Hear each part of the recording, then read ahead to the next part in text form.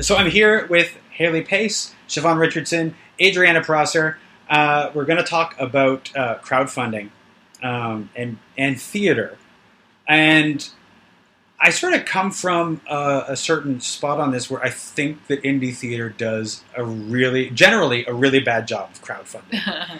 Because to my mind, and we can get into this, I'm going to talk for a little bit, and if I'm talking bullshit, please tell me I'm talking bullshit.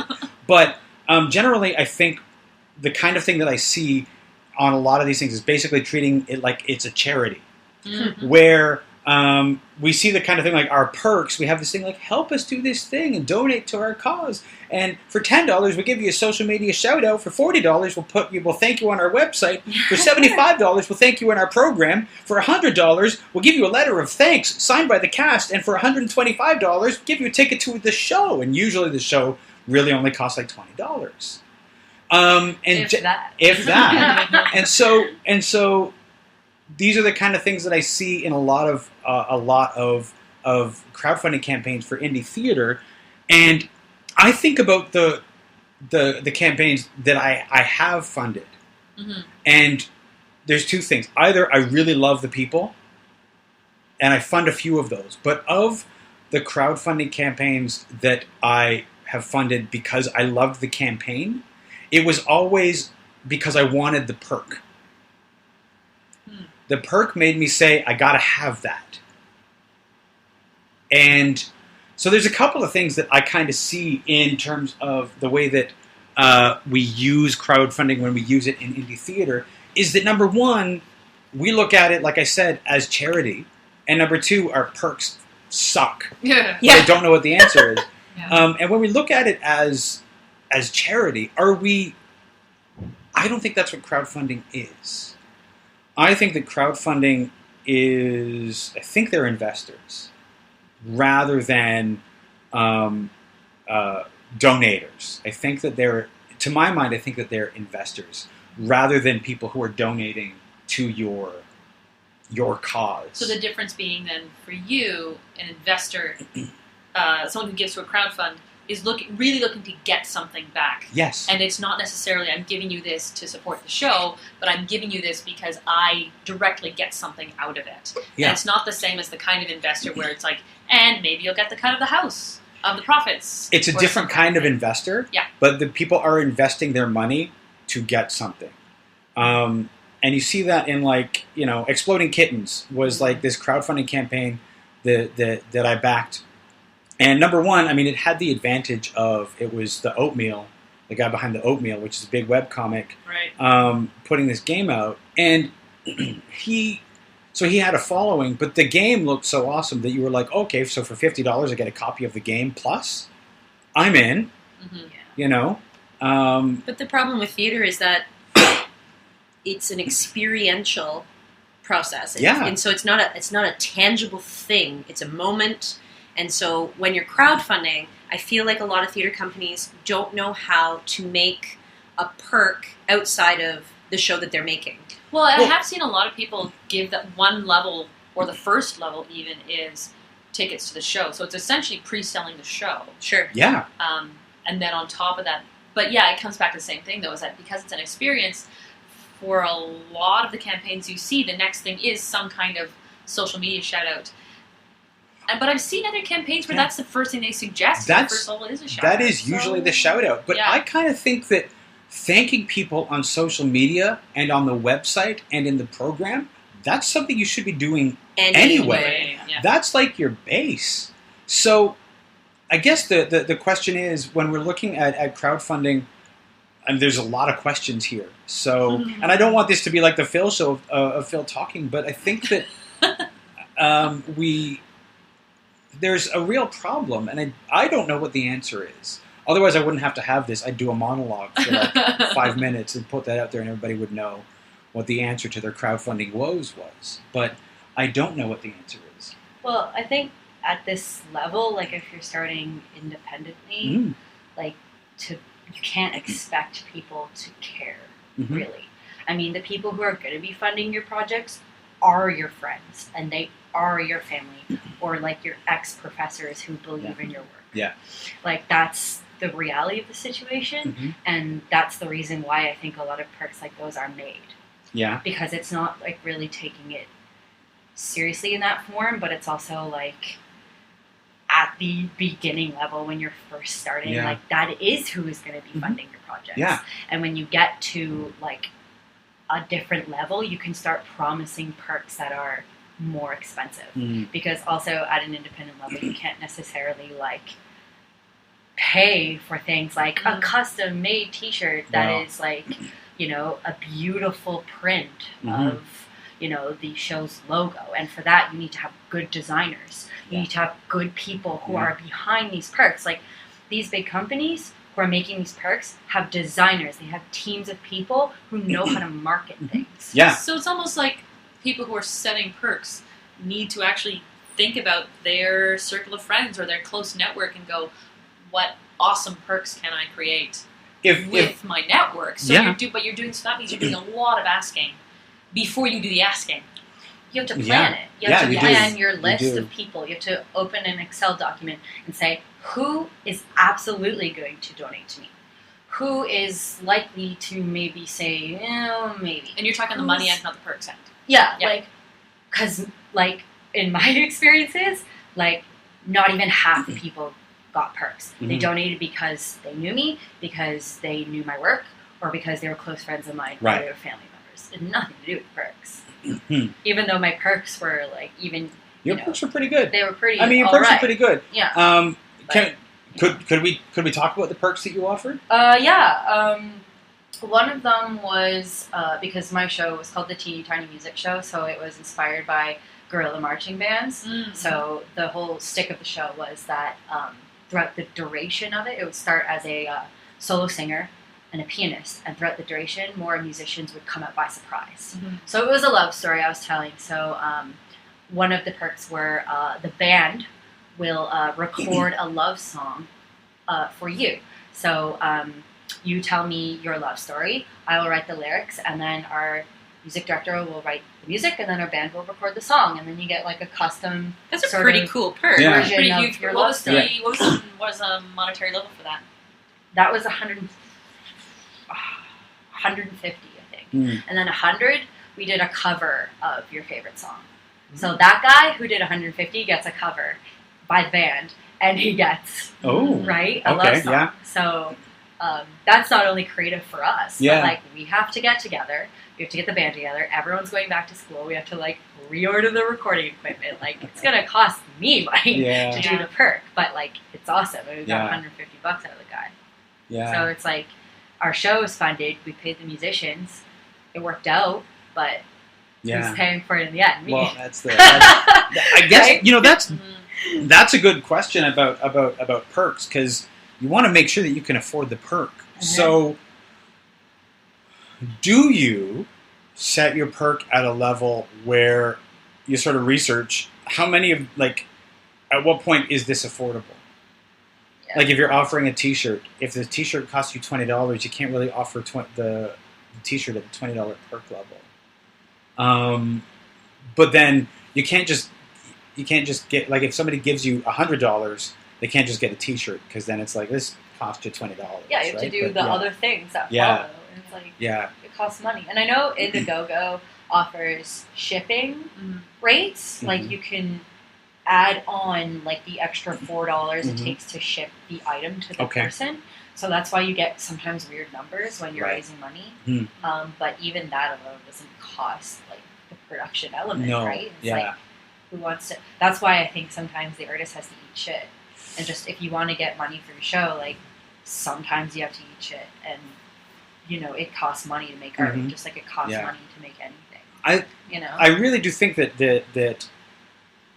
I'm gonna sort of disagree with you, because if I wanted to eat shit, I can do that on my own. I don't need to Yeah. crowdfund to eat shit. Yeah. So, like, my idea, like, what I really want to try to find out is, what could we do to not eat shit. to not eat shit? Like, because I'm going to call them out, because they didn't do it this year, and the artistic director is not the artistic director. But last year, the Clown Festival, last year, the year before, Toronto Clown Festival did a crowdfunding campaign, and those were basically their perks, except that for like $100 you got a clown nose or something, and I thought the clown nose costs you 75 fucking cents. Why is this a perk?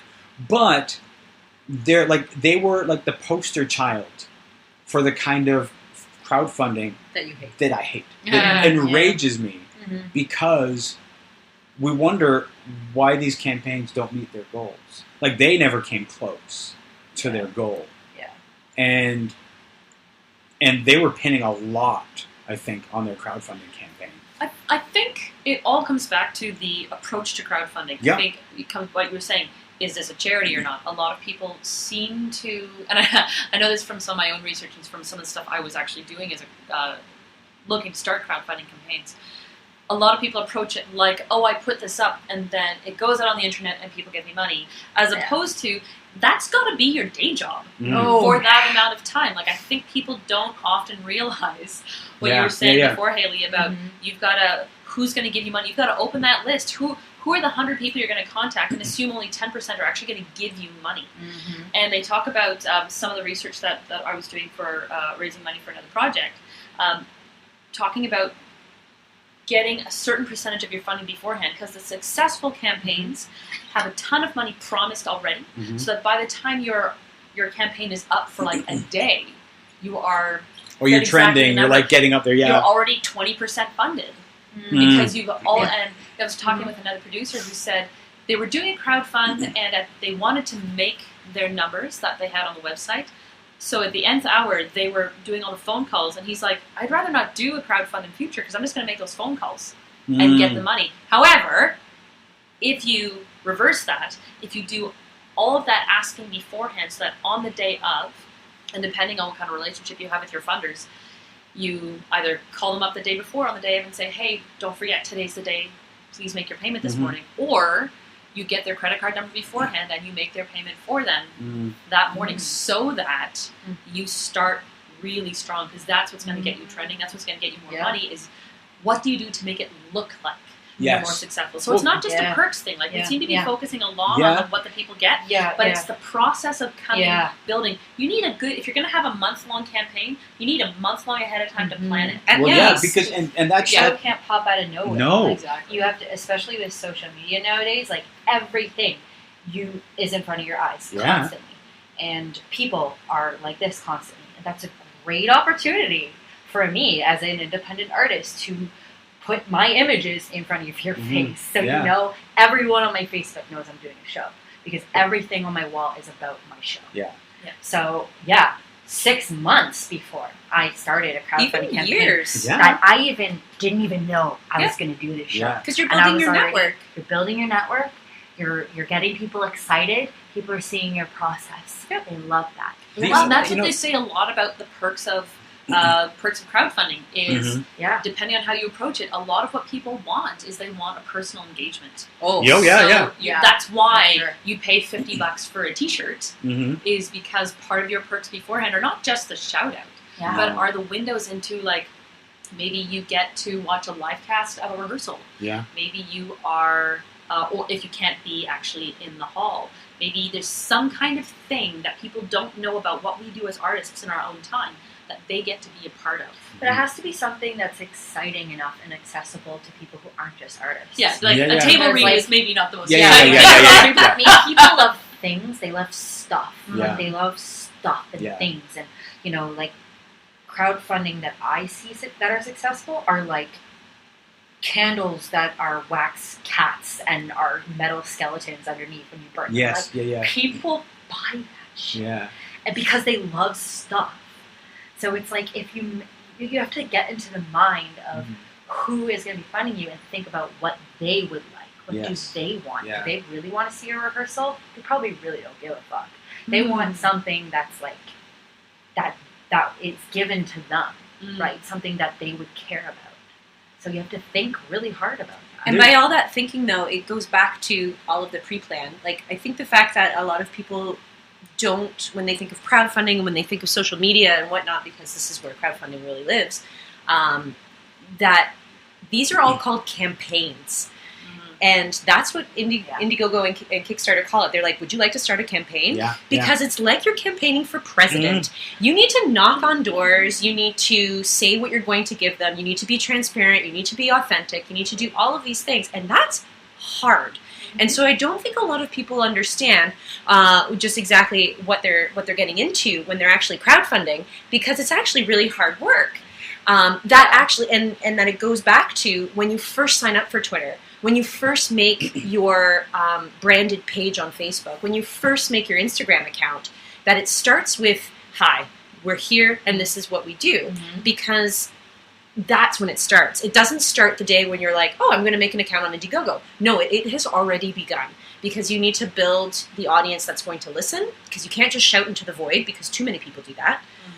You get lost, and there's not enough promoted tweets and boosted posts that can get you to the people who want to listen to you. You need to actually have a network to build off of. Like, you need something to stand on beforehand. And so it's frustrating when people want to dive into end results without knowing just how much effort it takes to begin with. Because when you're saying, oh, you need to think and you need to do that, and I as a person who lives in social media a lot, is the listening part to get you to start thinking. That you need to do the listening part beforehand, like how you were saying, who's going to actually show up, who's at the 50%, I might, and who are the people who are going to be pushed over the edge with a really cool perk, that you have like these different divisions. And you do that, you understand that from your analytics, from listening to your audience that already exists. And I think that's the hard part of indie theater, being like, well, I don't really have an audience that already exists. And therein lies the rub. You know what's interesting is I want to actually talk about that Excel list that you made. Yeah. About like who are the people in your network, because I mean, one of the things about one of the questions that I always have, like I've done a couple of Indiegogo campaigns, and I think the mistake that we made was thinking somehow we've got to get outside of our network. The only way we're going to be able to do this if we can get outside of our network, and of course, we couldn't get outside of our network. But to go back to your list, if you know who's in your network, you can create the perks that appeal to the people in that network. You can sort of think about, okay, so who's on this list? What would push these people over to support us? Like, what kind of perk? What would make them go from a $10 donation to a $50 to a $150? Oh, yeah.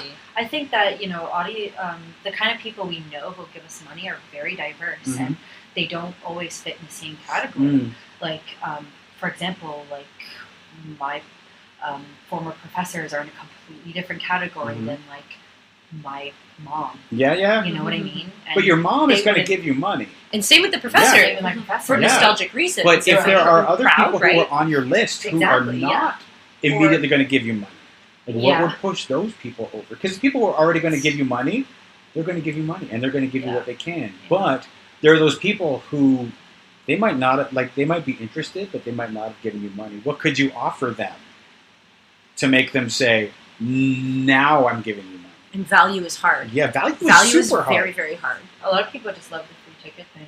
Well, like, I mean, that's our one thing that we have is the experience, and the way to give the experience is the ticket. Yeah. But that ticket is only going to get us so far. That ticket it's not the answer, because we only have so many of those, and we only have those at a certain rate. Yeah. They only make you so much. If that bum in that seat was going to be that much money anyway, then I think, like, ideally let's say your $20 level, you get a ticket to the show. Ideally, those go first, like in the first couple of days, because those are your pre-sales. Those are the bums that are already going to be in seats, and those are the ones that you want to fill that first 24 hours with. I think you want to limit, though. Like, you don't want to be, because you can either put your perk out there so that it's unlimited, or you can say you can cap it at, like, we have 20 tickets here for this much, or like I have like 10 T-shirts or whatever. Although why would you only offer 10 T-shirts? But Unless they're like the super special ones, like maybe they're the embroidered version. Yeah. They say premium things are what is it? More desirable then. Because they're in special demand, right? So I mean, there is that psychology too, where it's like, oh, there's only 5 of those things. I want that. Yeah. I think the thing that's sometimes uncomfortable for some artists, and I won't speak for everybody, but the idea of you have to understand how to manipulate and how marketing manipulates. You have to understand what those mechanisms are. That's so and true. for some of us, that's really hard to be like, I don't want to manipulate people. Yeah, it's not what it's about. It's a business. But and that's the thing. That's what's exactly, hard for a lot of people is they can't Super separate hard. the art and the business. I know. Well, we're not like, oh God, like we are, we're artists. We give, we do the thing, but we don't often look at it like a business, like it has to. Because it's so personal. It's made from us. Yeah. Yeah. And that some people I find when I'm helping them, when I'm helping clients, that they have a problem boasting, or not even getting to the word boasting, but even just selling what they're doing and putting it out there in such a way. And also like the fact that it's like, oh, but I need money. Like money is such a dirty subject for a lot of artists. And it's just like, but we all need to eat. Yes. We're kind of fed this idea that the art should come from you and you should do it even if you weren't paid for it. So it's somehow and suffer for your art. Brown coated BS. with this idea of like you shouldn't ask about money, as opposed to being like, no, we are valid citizens of the world, and what we do is a valid profession as well as a calling. Some people are born to be accountants, and they love it, and they love being able to do that. But there's no shame in someone following that passion and asking about money. I mean, yes, it's their job, but it's maybe not the best example. But it's funny because I'm thinking about all the times when I was thinking about, okay, so I need to tell people about my show. Why did I tell people about my show? It's like, I'm embarrassed to sell my show, which is like, why am I embarrassed to talk about this thing that I'm doing? Yeah, if you're excited about something, people attract that, and it's magnetic. Yeah. Like if you are excited and truly your heart burns to talk about this, people will latch onto that because they love to feel passion. Yeah. And as soon as you're like, this is my show, this is what it is, I'm excited about it, people are in. They're excited. Yeah. I wonder how many crowdfunding campaigns are put out there for, we got to do a show, let's do this public domain show, and they're doing it because they feel like they should put on a show, as opposed to going, they need to put on a show. This is important for me. This is something, either it's something I need to say, or this playwright hasn't been done in 100 years somehow, and this material needs to be done. Like, I wonder if there's a way to find out which of these projects that really get funded are those passion projects, and which are the ones that are like, let's put on 12th Night because I haven't done it yet. And it comes through. It comes through their videos. That they really drive those trailers and teasers and whatnot, and to be really transparent about your process and what you really need and why you're here and whatnot.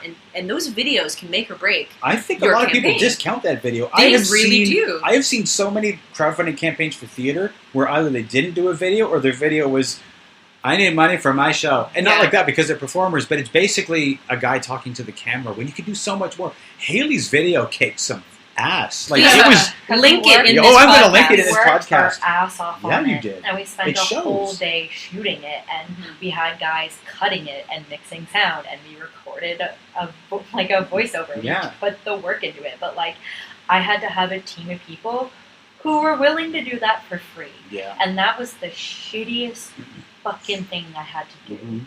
Was use these people's talents that they should be paid for. Into the three figures. Money to do this, and it was like I had good friends. Yeah. That's what it was. Well, I mean, so you got it was one day on the fringe, but for a little bit. Yeah. But it's not forever. No. And that's the thing, I've heard of people making films for that. When someone asks, I was at a forum, and the one creator was saying, I hate when people ask me what my budget was, because I got this film made using my connections and my network, and people giving you little perks here and there because they care about you and your piece. So as much as the asking for money question is difficult, and we have a hard time sometimes as artists seeing how it's a business, it's so important for us to see it as a business and as that exchange of time and goods, because that's how stuff gets done. That's how when you yourself are willing to give to somebody else for their good cause, and being able to accept that other people are giving for your cause, it's part of part of that exchange, is part of the bartering network, and it's part of our money network that, again, as artists, we're just not cultured to accept that. Or I think we're just not conditioned to say that's okay. And yes, we want everyone to get paid. I totally agree with that point. So I wonder if the question partly is like, where do we draw that balance, and how do you yourself reconcile that imaginary balance? Well, that is, I mean, it's there's a little bit of a dichotomy there when you're thinking about, and you've got people who are willing to donate their time so that you can get paid. Yeah. It's like you love them for it. I mean, partially I think they do it, number one, because they believe in you, but number two, I think that they do it because they know you might not get paid. That might be like the crowdfunding thing. That could be all you get. Yeah. I mean, it's about people around you who believe in your project as much as you do. Yeah. And that all comes from being really self-critical about what it is you're making. Yeah. Because there are a lot of shows that I see that I'm like, why is this? No one gives a fuck. And I was always told, why this? Why now? Yeah. And you have to be able to give something to the audience and give something to your performers and everyone that you're casting. And that's how you get someone to care, to put that work into it. It's like always thinking about the other person, not thinking about yourself and your art. It's not about you. It's about an audience. Yeah. That is the most important thing. Yeah. No, I haven't been to there. Man, there were years when I would go to all these events and they'd be like, we're doing a panel on let's talk about our theater companies and things like this. And this was like maybe 10 years ago. But the number of times I heard, be in a room of people who are, indie theater makers, and they would stand up and they'd talk about the theater company, and the first thing they say is, we believe in art for artists. And I was like, fuck you! Art for artists! What about your fucking audience? That's infuriating. It is infuriating. And I think I hear it a little bit less, but sometimes there are people who still, I think, have that. It's art for artists. Or your favorite one, this is about my struggle. Oh, yeah. This is about my struggle with, no, face. Come on, I don't want to hear about that. Exactly that. The passion has to come through. It's really important. But one of the things that it occurred to me, and Kickstarter has a certain way of doing their platform where it is, if you don't make your goal, you don't get your money. And that's scary. Oh, yeah. Indiegogo lets you make the choice. And so does the Fund What You Can site. Mm-hmm. And Adrianna and I were at this workshop last fall about the Fund What You Can network, and there was a guy there, and he didn't really know theater, but he knew crowdfunding. And so he was talking about what tends to work is that while the safe one, where you get whatever you get, seems like a great idea, that apparently people are more likely to donate to a campaign where you risk not doing it. The risk actually pushes people. Yeah. And it pushes the campaigner, I guess. Would that be the right word? Sure. Pushes the campaigner as well. They say that because you've set that goal and you can't get it, people are more likely to take that extra 1 minute, that extra 1 hour to finally reach that goal because it is that big. But it is fucking scary. Terrifying. If I think about, if I thought about the campaigns that we did do for the Keystone Theater and stuff, the idea of doing a campaign where we might not get any money, that was not cool. That was like we could get some money, which is better than no money. Mm-hmm. You probably lowered your goal even too. To do that. We did. Actually, looking every so often, I'll look at theater campaigns on Indiegogo, and I see, or on Kickstarter, and I see a $500 campaign. They're like, we made our goal, and I was like, what does a $500 campaign even get you? Except for the fact that you get to say, we made our goal. Yeah. I don't even know what the point of that is. Maybe just to say we made our goal. Yeah, so the next campaign is after one successful campaign. Yes. Yeah. That's another. Because that's another thing they add on the Indiegogo when you're creating the campaign. They say write about your previous successes. If you've had another campaign that worked, so people are more likely to trust you with their money. Fair. What's interesting is what you were saying about calling people in advance, Siobhan, was about getting those people, is that doesn't just get you some money up front. But if all those people do that on that first day, that does raise the profile of the campaign, getting it on the front page of the Indiegogo site or whatever it is. making it more visible to people, which could get it outside of your network. Which is it's all these very factors clever. to help. Yeah, because you talk about not being able to get outside your network. Yeah. And they say that that's one of the ways to do it is the more successful it is earlier on, the more likely it is to get out. Then again, I mean, but the successful campaigns we see out there are like Mystery Science Theater or Sarah Michelle Gellar, like these enormous campaigns. I so rarely see crowdfunding campaigns that are outside my network by more than one person. No, it's interesting because when I think of the successful campaigns, the hugely successful campaigns, the people doing them have some form of celebrity. Like Sarah Michelle Gellar, Amanda Palmer. You've got the Oatmeal, who has a huge following. You've got all of these Mars things. reboot. Yeah. You also have the money to create the perks that people want, and you have the marketing, a team of them. Yeah. Like, you have people. I mean, us, we're like doing, threefold the work. Yeah. No, we're like creating the show on a team of and doing all of like the full-time job of trying to get the campaign out there. But speaking of like going outside your network, have you guys ever done an Indiegogo campaign before? No. I have. Did you get the emails from people who work for Indiegogo going like, "Hey, I can help you fuck boost those guys. Your watch out for and that." they call you. They call you? I had people leaving messages on my phone being like, "Yeah, we see your campaign and it looks really promising. You have a lot of great images and your video is fantastic." And to show that he's been looking at my campaign. Yeah. And then it goes, "Yeah, so if you pay $300, literally. Yeah. $300, and that's a discount price from $600. Yeah, my ass. We can boost your network to over 1 million. I actually have gotten those emails running It's a campaign. ridiculous. It's like just immediate delete. Like nonstop. It is. Marketing trolls. They are marketing It's trolls. constant. It is, and that is their business. That is their Right? business. Yeah. It's similar to there used to be this company, the Domain Registry of Canada or Domain Registry of America, who would contact you 6 months after you registered your domain, saying that your domain is expiring and you need to pay them. But what they're actually doing is, if you read the fine print, you're transferring the domain to them for more money. So you pay a transfer fee to them, and then your fee goes from like $10 to $40 and whatever. So it's like these people who are like scouring the internet to find these things so that they can prey upon your need to make that goal. And I could see falling for that. Like, if they could do it, Yeah. If like, you're not would that be computer worth? savvy, like People who are out to get your money and things like that, like,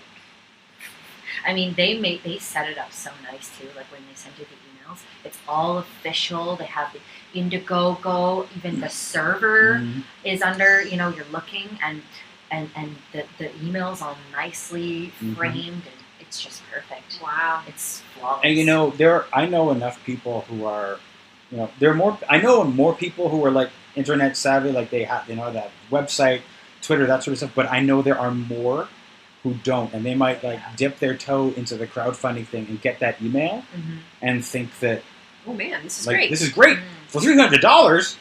Yeah. I mean, there are some more reasonable ones Yeah. too. Like for $26, we'll boost. There's so many of them. They throw things in your face. course. They throw like the potential of getting like I'd 1,000 forgotten more. about those. That's a good one. That's a Yeah. good one for people to hear about. Oh yeah, you gotta watch out for that. Yeah.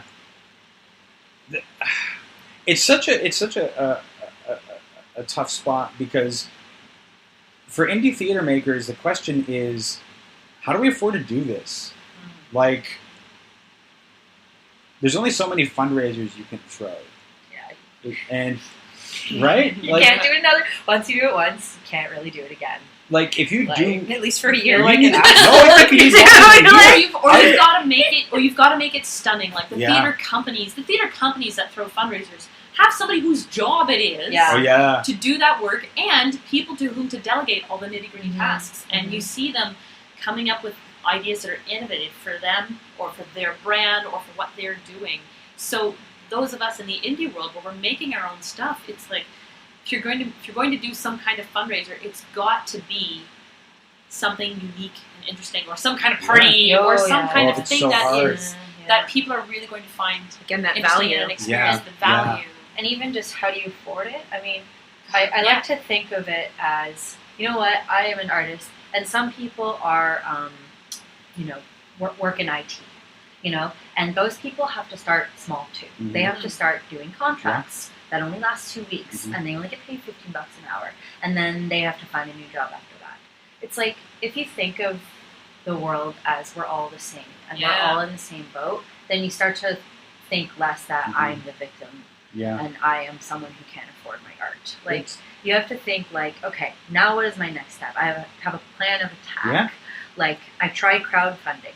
Now what is my next goal? Okay, Well, I'm going to try to do grants. Yeah. If that doesn't work, I'm going to try to do something else. Sometimes And I'm going to also- have to, like, pay out of my pocket. Exactly. But, And like, it's also like, that is only if that doesn't temporary. work this time, Yeah. it's being able to cycle through and to Keep go. trying. And also, we talked about a little bit about the project itself. Like, maybe what's appropriate or the best fit for this project. Yeah. It's Yeah. Because it could be Having that a the business project plan. needs to be shelved for a while as well. If you keep hitting roadblocks, maybe it isn't, why this Time for project, the project. right now, Yeah.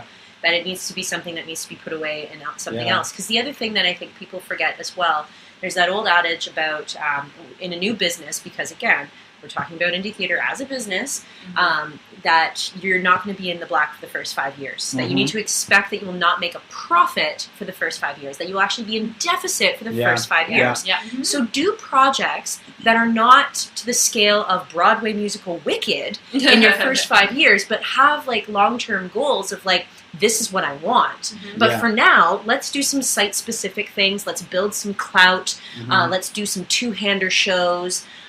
Let's get my following on Twitter. Let's get 50 seats at Red Sandcastle Theatre filled first before you start booking Factory or whatever. Like it's the steps, and I think that as artists, our hearts are so full, and our babies that we create are so precious that we forget that we do need to scale it back to the business side, where it's like I want to put my proverbial baby, the script that I wrote, or I just found this beautiful Jacobean piece that I could definitely see myself in and whatnot. And I'm going to Kenneth Branagh that shit. I'm going to produce it. I'm going to throw my weight behind it, and I'm going to do that. Nobody shows up. Like, it just is a depending of why this, why now. Yeah. If I've been doing, successful two-handers at Fringe, where I only have to foot the bill for $7.50, and, I show up every day. Instead of paying people, I show up every day, and it's my time instead of my money, where I billboard myself, and I go and I shake hands, and I give out comps, and, like, you rise in that ladder. Like, a lot of people tend to forget that there is also a ladder in theater, not so staunch and not so visual as in the corporate ladder. And not so direct as well. Yeah. Oh, and it's wibbly wobbly, timely, like, it's very Yeah. it's very Doctor Who. Like, you can be the belle of the ball of Fringe and sell out and do the Cross Canada tour, and then the next year, where are you? Well, So you're back to Starbucks for a couple of weeks. That is not a failure, and I think that the other But thing we're too, conditioned to believe it is. No, of course we are led to believe. That's very, very true. Is the fact that just because you're not at the top or the belle of the ball anymore, you feel that you're a failure, and you start seeing your work as a failure, and you start going through that as well, and not seeing it as a building block, as a stepping stone, and as a clout builder, and seeing it for a positive. Everything that you do builds towards the thing that you're doing. So one failure, that's a lesson learned rather than a failure. Yeah. That's hard. That's life too, man. Failure's hard. It's hard to swallow. Failure is hard to swallow. I hate it. Yeah. We all hate it. Yeah. But it does come back to like how are we conditioned to see that? Are we? Yes, it may feel awful, but then get yourself to having a conversation with yourself or with someone who's professional in that area of, well, what can I learn from this? Yeah. If you had no bums in seats, talk to a marketing manager. Yeah. If you had some bums in seats but all really terrible reviews, so nobody came back and no one shared the word, then if you wrote the piece yourself, maybe you do need to dramaturg, or maybe you do need to talk to a playwright that you trust, whose structure you love, and go, what didn't work about this play? Yeah. It goes back to our listening. Yeah. You need to have people advising your work who are honest with you. Someone who's going to tell you that your work is bullshit. Yeah. Call you out. That's the only way you learn. I mean, I'm very blessed and fortunate to have a very close relationship with one of my professors who comes and sees my shows and tells me everything that didn't work. Hmm. Absolutely everything. And I'm sitting there like, oh, okay. Of course, yeah. My heart is being ripped out of my chest. My baby is ugly. My baby is ugly. Yeah, But I know that he's doing it for the better good. Yeah. And I know he wants me to do well. And that's what I want. Yeah. So, like, tell me everything that didn't work well. I want to know everything. Yeah. And then I know my work is on the right track. Yeah. Right? Make changes that night. And I went on stage and I did a different beginning to my show. Because, like, that's what you got to do. Yeah. That's the industry, right? Yeah. What And that's doesn't the other work? thing is not being precious about your babies. It's Oh, listening and providing space to change. It's hard, but more bums will be in seats. More people will be listening, to you if you do make that change. And someone who knows more than about theater, who has, designed or directed 150 shows in their lifetime when you just started. Yeah. Like, I don't have the kind of knowledge that my professors have. Not even close. I admit that, but I have a lot to learn. Yeah. That's important.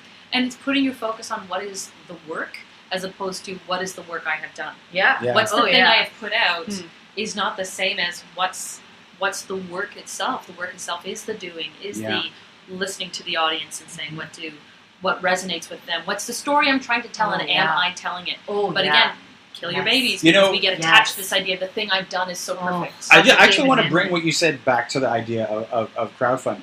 Telling the story. The crowdfund is a story, and if you have to make the people care about it. Even the people who already care about you, make them care about the story of your project. It is a story, and you have to look at it like that. I think because I think a lot of places, there are probably a lot of indie theater companies who look at so I can't throw that big fundraiser because I don't have somebody. The answer is crowdfunding. If I do this thing.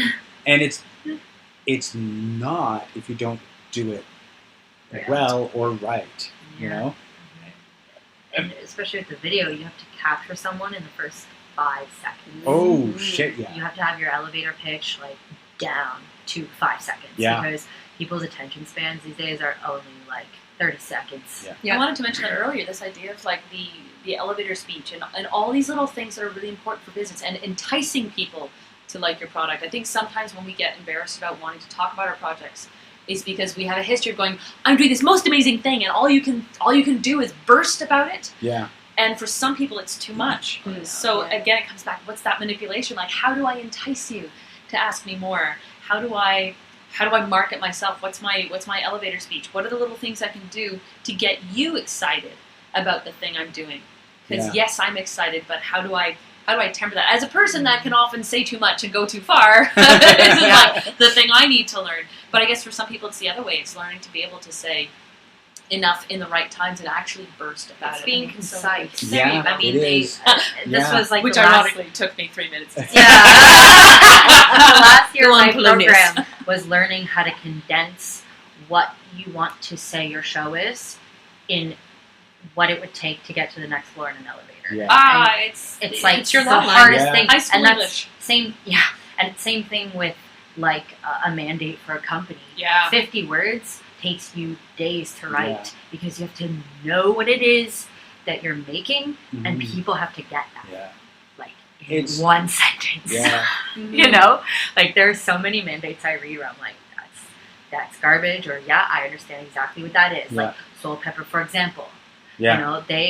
What does Soul Pepper do? They produce original Canadian works.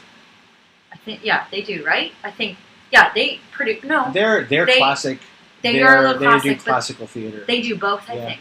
They're getting more into original Canadian work. Kim's Convenience was like a big one for them. And they are fostering it a lot. Like new development. Like that's what Soul Pepper does. Or like Stratford re-envisions Shakespeare. Like that's what they do. Okay, I get that.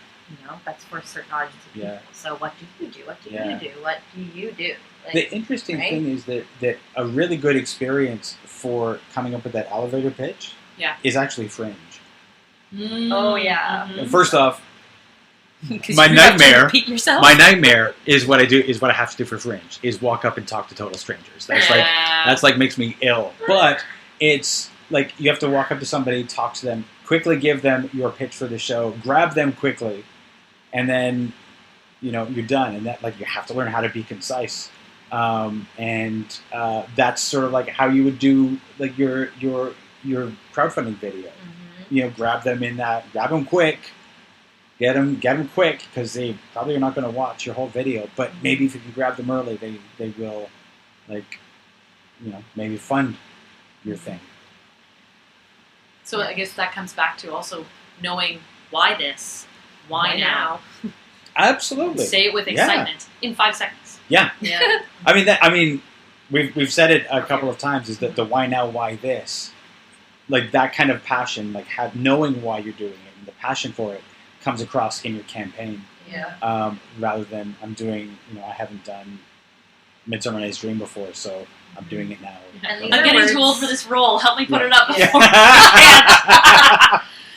These are words you hear a lot. Why here, why now? And Yeah. I think we hear them so much that they become almost stock language that we Yeah. ignore without actually thinking about it. Yeah. I think another way to rephrase it, to give it a fresh perspective, is something I read recently. It was instead of asking what you want to be or answering what you want to be when you grow up, the question is, what do you want to change about now? What is it that you want to see change? I'm like, how do we make a change? Right? That's what we're looking for. That's what we should be reflecting in our theater. Yeah. What is it that we want to change? Yeah. I definitely want to see that more than how can I waste this hour. Like I feel like theater that is asking, what will I change by doing this? Why this? Why now? It does definitely change in my mind too.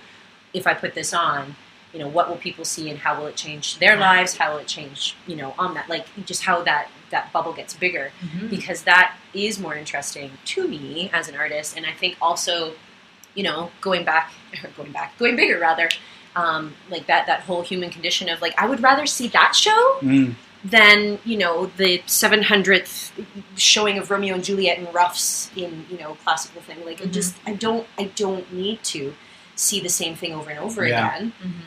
But if there's going to be change, if there's going to be something that actually stimulates me, then yes, I want to be here now.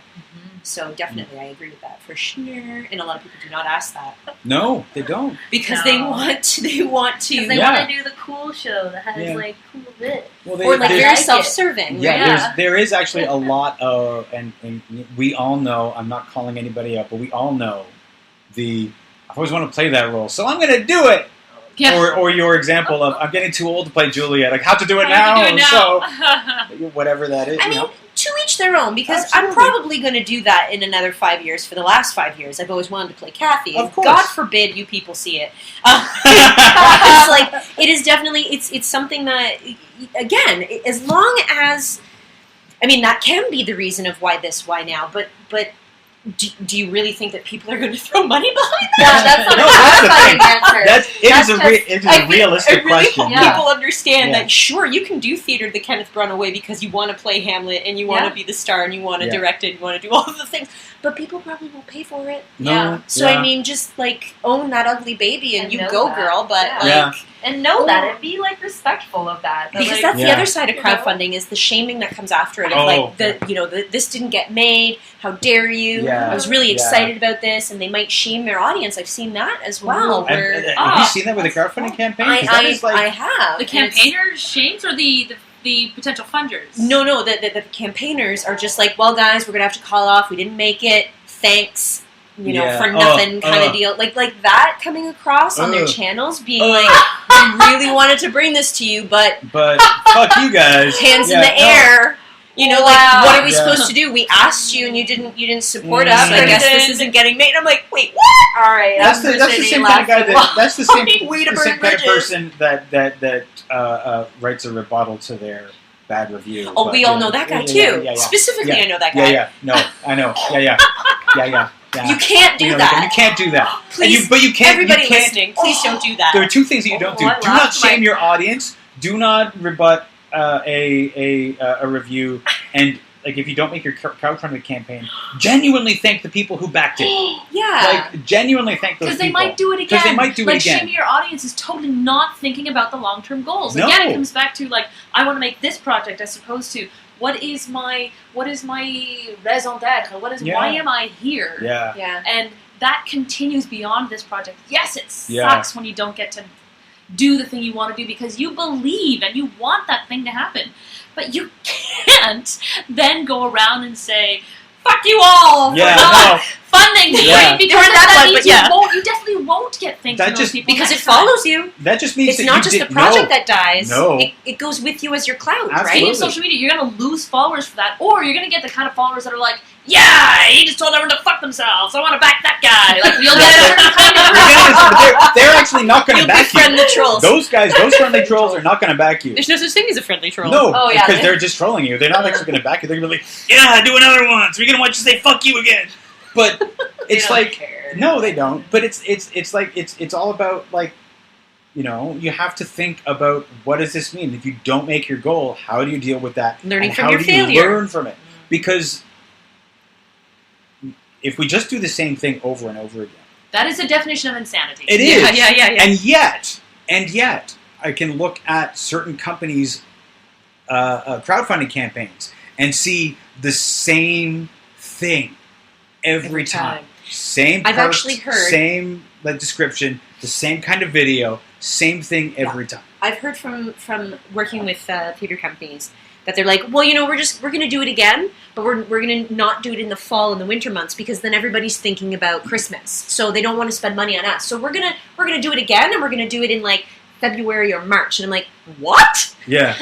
No, I don't think to your wallet is that much. It's not as informed by the seasons as one thinks. No, but often when I see that, Except you know what they do? January. You know what they do when January they do it in a Yeah. different month? Yeah. All right. I'll give you January. What I see is when they do it in a different month, they just sort of pick up the old campaign. This is what I'm saying. And they just sort of plug it into this campaign, and it's the same. They legitimize it by Yeah. saying, "Oh, well, maybe in the summertime it'll be better." Yeah. It's a great reminder that what are we? We are creativity. So apply that to the business model. Yeah. Mm-hmm. And I guess that's the hard part is if you're not business savvy, or you don't believe you're business savvy, or you believe what people have told you that, oh, you're an artist, you don't know business. Right. Yeah. Then you won't feel free to apply it. Like, I think it's one of those things I'm a big fan of, like, okay, how do I work within this red tape maze? Mm-hmm. So find the bits that are meant to be the creative expression part and do that. And if you're not a writer, find a friend who is a writer, or a better writer than you are at least. Yeah. Give them your ideas. And that's how I got my first grant. I talked to a friend who's great at grant writing, and I said, this is the thing I want to do. Please help me. I will pay you for your time, and you'll get more if I get the grant. Yeah. Because I knew that I wasn't going to be able to navigate that red tape by myself. Mm-hmm. So I called on someone for help. And I think because crowdfunding is so new, it can be difficult to find those mentors or those people who are talented at manipulating that system. It is. We're making classes are out there. Look for the classes. Go to Yes. the classes. Yeah. Look for the PDFs and read them. It's similar to social Do media. your research. Social media is the same sort of thing because there's a lot of people who are like, social media. I can just put up my event on social media and it will come, that sort of thing. Oh my Lord. Which is like the social media is the solution. And Adrianna has her head in her hands because this is what she does and people don't listen to her when they say it's not that. And yeah, right? So I think that it's one of those things where it's not the solution. It's a tool. It is a tool. In the toolbox. Yes. And I'm silently raging. I don't actually have anything good to say at this point, other than I'm just really rageful. Again, going back to looking to your mentors and stuff, I wanted to say that something that we keep going back to is like, how do you get the perks and how do you get the people to help you if you don't have the money? Like, that's what you're doing. You're trying to find the money. Guys, think like Buns. Trade that shit. What can you give to people? Can you give them your time? Can you give them things that you no longer need? Can you barter that stuff? Yeah. Like, once upon a time, I reached out to Siobhan, and it was like, can we barter about circus stuff, right? Like that you would teach me circus, and that I would bake for you or something silly. Like it doesn't have to be monetary gain behind all of the scenes too. Cookies are very potent currency. They're like Bitcoin. Come on, they're totally Bitcoin. They're Bitcoin. Bitcoin. Yes. feeding artists is a thing, starving artists, let's buy into that. Artists is a thing. But reach out, you never know, because it never hurts to ask, and I really wanted to point out, Phil mentioned Amanda Palmer, and I'm a huge fan of her book, The Art of Asking. Yeah. And that really feeds into this conversation, it is an art. Yeah. Asking, not just being like, hey, give me a thing. There is an art to being able to ask for what you really need, and also to ask with grace, and to ask with knowing how to ask, maybe not walking up to some stranger and being like, hey, come see this show for $100, without knowing your log line, without knowing the reasons why and whatnot. Again, doing all of that research before your campaign. But that reaching out to mentors, and, just saying, maybe that very first instance is, I would love to take you out for dinner. What's your favorite place? If you can't afford that dinner, make them dinner. See, even if do they have dogs? I'll totally be your dog walker for the next 6 months, or whatever you want to barter. You think outside the box of the money restraints, because I know that that's something that really gets people itchy, is that you don't have money to begin with. Try and think outside of that box, and what do you have to offer that would not devalue you? Because that's the other thing too, is that you don't want to clean toilets, don't offer to clean No, toilets. Absolutely. Know what you're putting out there, because somebody's going to say yes, and then you're going to be like, crap, now I got to do it. Yeah. And so know your value as well, and going back to Hayley's Excel sheet, maybe make an Excel sheet for what you're willing to put up, and what monetary and bartering goods that you can put out on the table to be like, all right, what do you give me for this? Yeah. Because I need your help. Yeah. It's really interesting, that whole, and a number of times I've thought about Amanda Palmer's book, The Art of Asking, because that art of asking is this thing that we often have trouble with. I have trouble with it. Just coming out and saying, that's what a crowdfund is. I need money, and it's a creative way of asking for it, but also giving for it too. And in the same way that we often have trouble with promoting ourselves, we often have trouble asking for things as well. And I found her book really helpful, just generally. We're almost at an hour, and I never intended to have any, this was just going to be a discussion about crowdfunding, and there isn't a solution, I don't think. If there was Not a black solution, and white, no. if there was a solution, I would immediately delete this podcast and sell a course in how to do a successful crowdfunding campaign. And that would be my living. But I think that maybe we've had some really good ideas, and hopefully a lot to think about. I know I got a lot to think about. Yeah. And I want to thank you all, Hayley, Siobhan, Adrianna, for coming on and being a part of this thank you. First of my roundtable discussions. It's great. Thank you. Thank you.